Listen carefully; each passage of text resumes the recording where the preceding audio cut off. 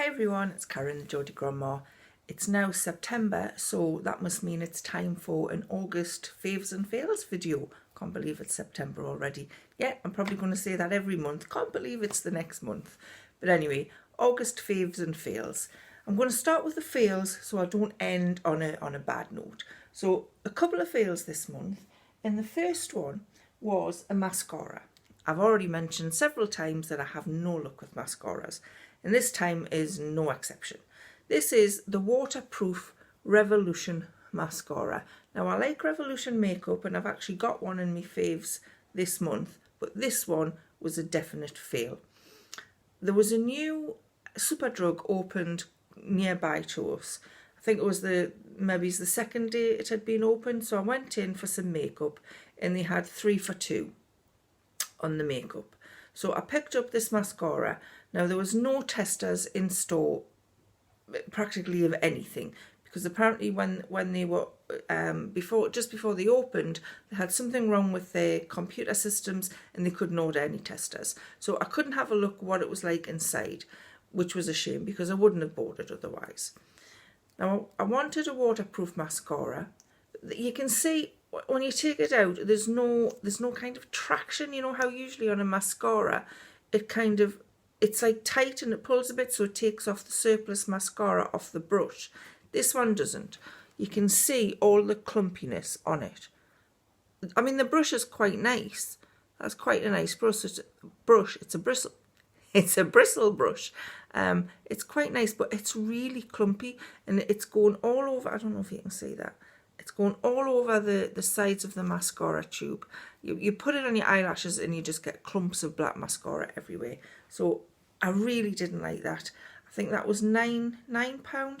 Sorry, Revolution. I don't like it. I don't know why you've made the brush so thin or the tube so fat, but they don't go together.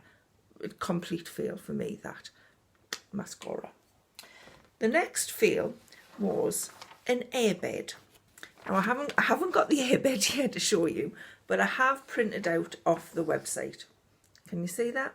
That's the airbed. It's from Home Bargains, and it was a double airbed. Now, the reason I bought the airbed is we used to go camping all the time when the kids were little, and I don't think I've been camping for a couple of years.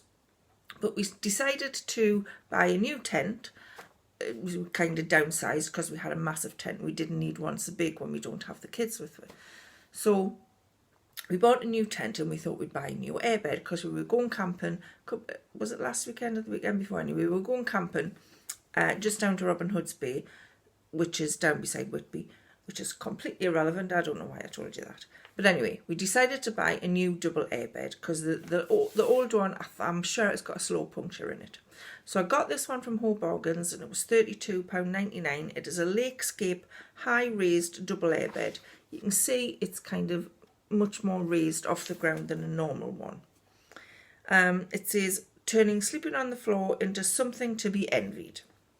Okay, so the first problem was we didn't get to the campsite until 6 o'clock at night. By the time we got the tent up and we was ready to blow the airbed up, it was probably 7:15. So I had a foot pump. Now, this airbed comes with an electric plug, but it's one of those, it's like a proper electric plug that you would plug into a socket like what's in your house. So obviously you don't have one of those when you're camping unless you take it into one of the shower blocks, but I didn't particularly want to do that. So we took the foot pump. It's one of those with like the yellow concertina thing that you push up and down with your foot. So anyway, me and Warren must have been on, I mean, this is a big airbed, it's quite high. We must have been on at least an hour. And it had blown up a little bit, but just, what is the problem here? And then we discovered there was a hole in the foot pump. So we'd been blowing this up for an hour. No luck, obviously, because there was a flipping hole in it. Sorry, spitting all over there. So we just had to make do with the bed as it was. It was kind of half blown up. So when you lay on it, your butt was practically on the ground. It was maybe about that much off the ground. My head was raised and my feet were raised. So I was kind of in, it wasn't quite that pronounced, but I was kind of in a V shape the way I slept. Now, if I just lay still and didn't move, it was quite comfortable. But every time Warren moved, because all night all I was getting was, oh, this airbed's no good. Oh, this airbed's no good. And every time he turned over, I would bounce. So anyway, that was that. The first night was terrible. So the next day we popped into Argos. There was one just down the road. Popped into Argos, and we got one of those electric pumps that you can plug into the car lighter and blow it up that way. So we blew that up and we thought, great, this is going to be much better. Plenty of air in it. Come to night time, got in the airbed.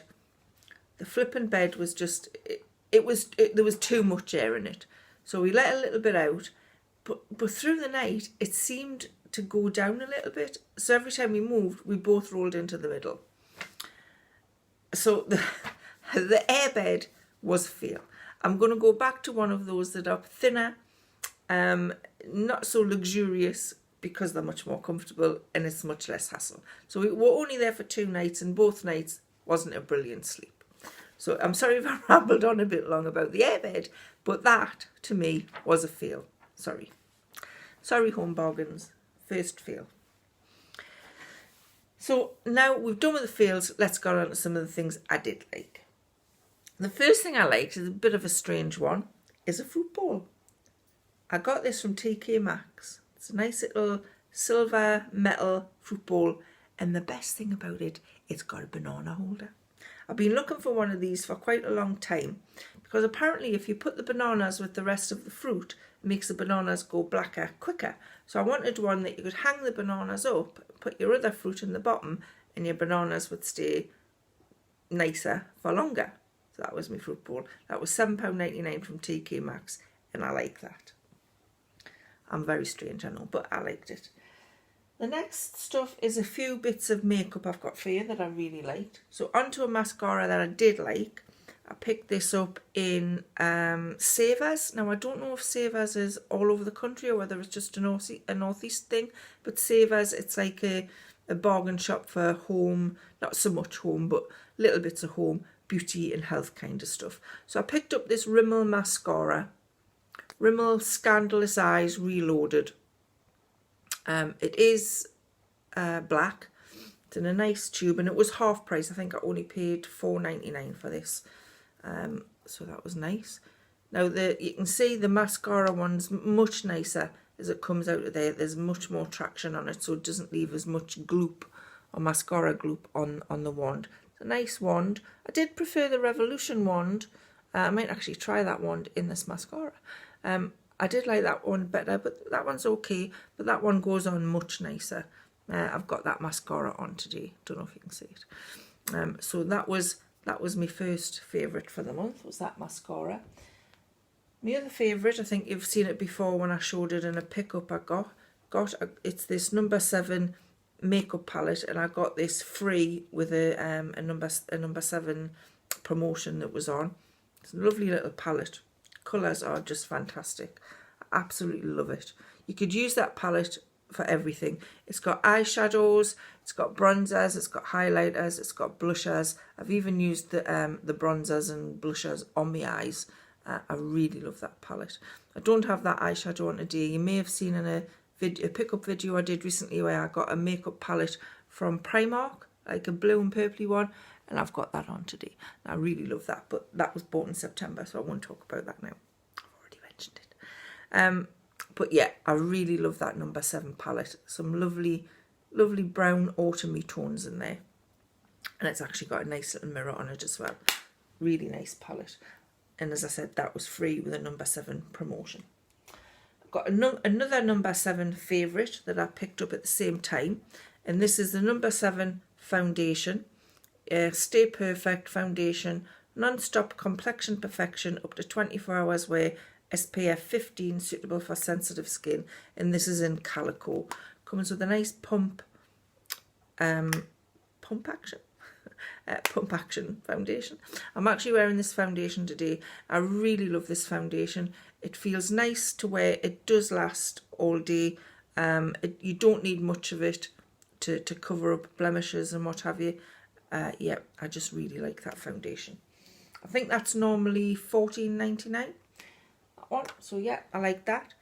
Now to a Revolution product that I did like, and that is the Revolution Conceal and Hydrate, Conceal and Hydrate concealer. I really like this. This is the this is the third concealer that I've bought.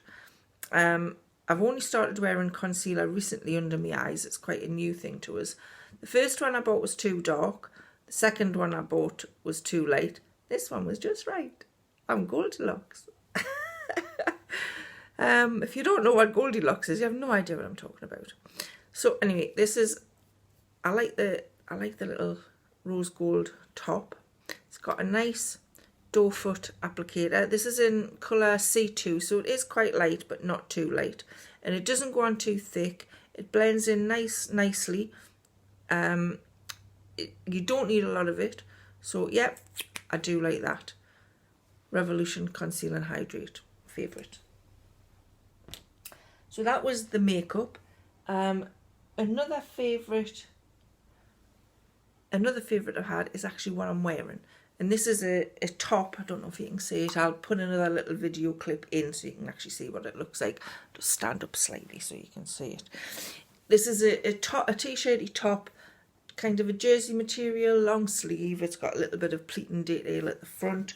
Covers me backside, so that's nice. And this is from two at Sainsbury's. I think it was £14, and I just really love it. It's just a nice casual top, nice blue colour. The first time I wore it, my grandson Ashton, who's almost 3, went, "What you wearing, Grandma? Look like jammies." And I thought, oh bless him, looks like jammies. It actually reminds me of a Rington's mug, a Rington's cup. I don't know if you know what I'm talking about, but there's some Rington mugs that I like, sort of like this pattern, and I feel like a Rington's mug when I'm wearing it. But I just really like the top. It's very comfortable, very easy to wear. It goes nice with a pair of jeans. So yeah, really love this top.